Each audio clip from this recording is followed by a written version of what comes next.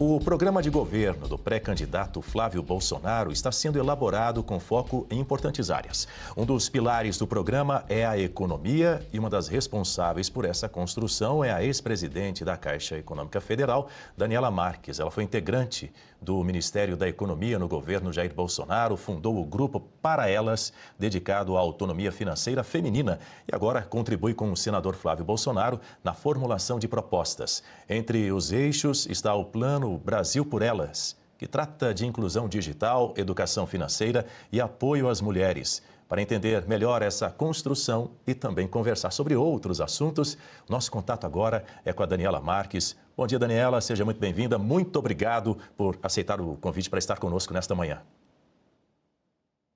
Bom dia, eu que agradeço. Uma honra estar aqui com vocês. Eu sou fã da Oeste. Muita gentileza. Participam dessa entrevista com a senhora a Guta Pini, a Berenice Leite, Marcelo Suano, e eu faço a primeira pergunta para a senhora, que é a seguinte: de que forma já está sendo aí a sua contribuição a essa pré-campanha? Já chegou a um mês de participação, enfim, eu acrescento aqui um outro detalhe. Essa agenda focada nas mulheres, como eu disse, tem algo a ver com alguma dificuldade que foi observada pela coordenação geral da pré-campanha do Flávio Bolsonaro em se aproximar desse público feminino? Por exemplo, muito por conta desse recente episódio envolvendo a ex-primeira-dama Michele Bolsonaro? Obrigada pela pergunta. A gente já está conversando sobre isso desde quando eu comecei a contribuir na coordenação do Rogério Marinho em fevereiro. O nosso foco é em cima da realidade econômico-social do Brasil hoje, Daniel, que mais da metade dos lares brasileiros hoje são chefiados por mãe solo ou a mãe é a principal provedora de renda. Ponto um.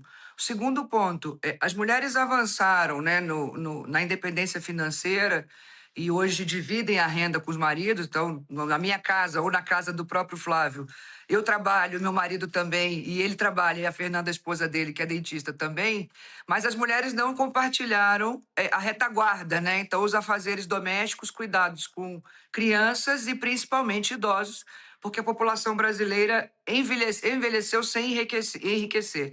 Então, assim, existe uma realidade que se chama economia do cuidado, que se você fosse dimensionar e precificar a quantidade de horas a mais que uma mulher trabalha que o homem na semana, e isso é número, né? Não tem nada a ver com pauta identitária, isso daria algo em torno de 8,5% do PIB nos ombros das mulheres não remunerado.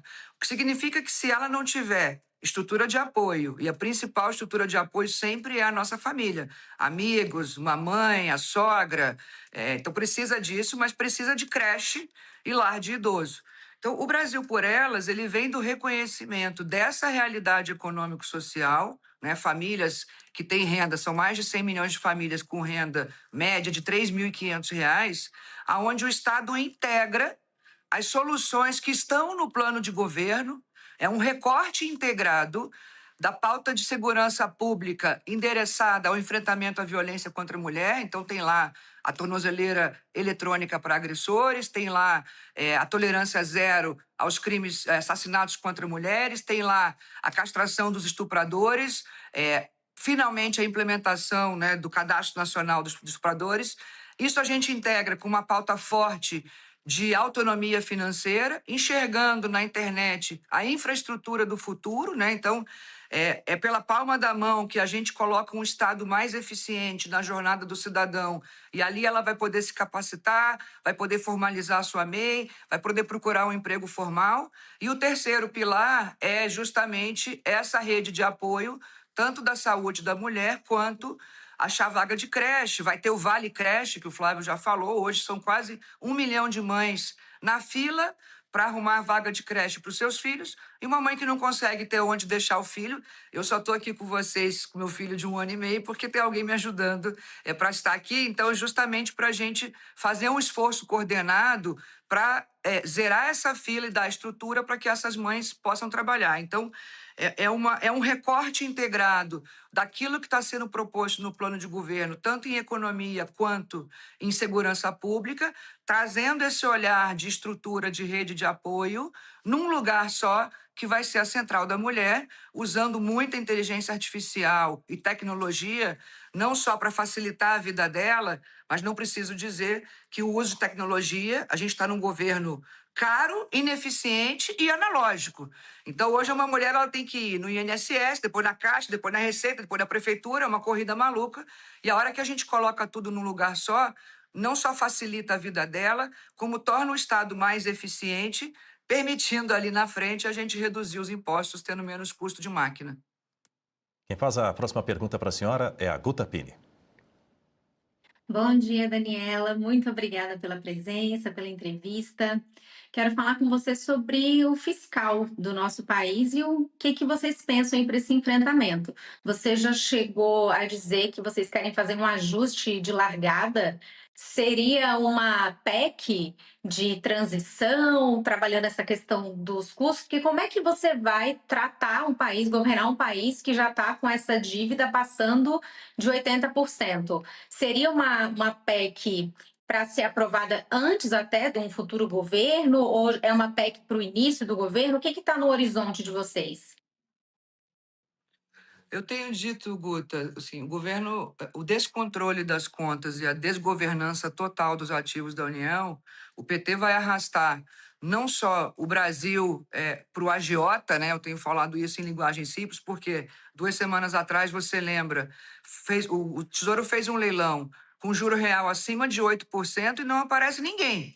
O que significa que, se nem na maior taxa de juro real do mundo ninguém aparece, a situação é crítica, né? A gente está indo para uma situação de implosão e erosão das contas públicas. Com isso, vai arrastar as empresas, já tivemos recorde de falência no primeiro semestre, recuperação judicial e extrajudicial, e, por fim, as famílias, que mais de 80% das famílias estão endividadas, já com quase 40% da sua renda comprometida no pagamento de contas básicas. Então, qual foi o compromisso que o Flávio Bolsonaro fez, já falou publicamente em alguns eventos, se a gente não arrumar as contas, e eu tenho dito, quem não cuida das contas não cuida das pessoas, a gente não consegue nem começar.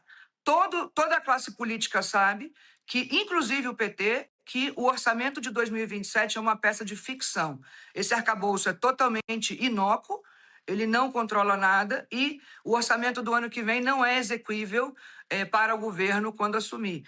Então, o compromisso que ele foi sim, usar todo o seu capital político da eleição numa PEC, onde a gente pretende propor uma governança sobre o controle das contas, sobre o fiscal, né? E fiscal não é política de mercado, é a política mais social que existe, porque é justamente o brasileiro mais pobre que mais sofre com juro alto e inflação. Então, a gente e hoje, os 3 poderes ordenam despesas e só um controla, que é o executivo. Então, os outros poderes têm que deixar de ser parte do problema e se tornar parte da solução, numa decisão colegiada, transparente, abastecida por números, para que a gente olhe esse orçamento com base zero mesmo e enfrente o problema. Então, essa PEC, né, teria um pilar de governança, uma reformulação desse arcabouço, colocando o mecanismo de controle da trajetória dívida-PIB e, principalmente, uma governança nova e forte para que a gente tenha mandato técnico para ter uma ação sobre os ativos da União, que aí, se a gente entrar em crédito, imóveis e estatais, é um escárnio completo com o dinheiro dos pagadores de impostos e do patrimônio do brasileiro. Então, hoje, só para dar um número aqui para fechar, a União tem mais de 700 mil imóveis contabilizados em seu balanço, com valor contábil acima de R$1 trilhão, e paga liquidamente mais de R$2 bilhões em aluguel, sendo que ainda tem mais de 20 escritórios regionais da Secretaria de Patrimônio da União para administrar esses imóveis. Então, qualquer pessoa que sabe, você tem 700 mil casas e ainda paga aluguel, que a coisa está fora do lugar. Então, é isso que a gente vai focar em governança, colocar as contas em ordem e, principalmente, reformular a gestão dos ativos da União, porque está um abandono e um buraco completo. Eu acho que o Correio é outro exemplo claro disso. E se você pudesse ter acesso aos bastidores do Sem Filtro e conversar direto com os comentaristas e âncoras da Oeste? Agora, isso é possível com o Clube de Membros do nosso canal no YouTube. O clube foi criado para quem quer dar um passo além e fazer parte de uma comunidade exclusiva. São 3 níveis de assinatura, pensados para aproximar você da nossa equipe.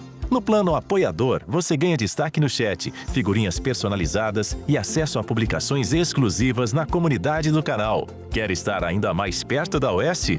Nos níveis Engajado e VIP, nós liberamos acesso às lives fechadas com nossos apresentadores e comentaristas, nas modalidades mensal ou semanal. Você também participa de sorteios de livros e produtos da Oeste, além de acesso antecipado a vídeos e a uma visão direta dos bastidores do programa Oeste Sem Filtro. Faça parte do nosso clube de membros e tenha acesso a lives exclusivas comigo e com todo o time da Oeste. Se você acredita na importância de um jornalismo livre, independente e comprometido com os fatos, clique agora no botão Seja Membro e conheça todos os detalhes e vantagens de cada plano.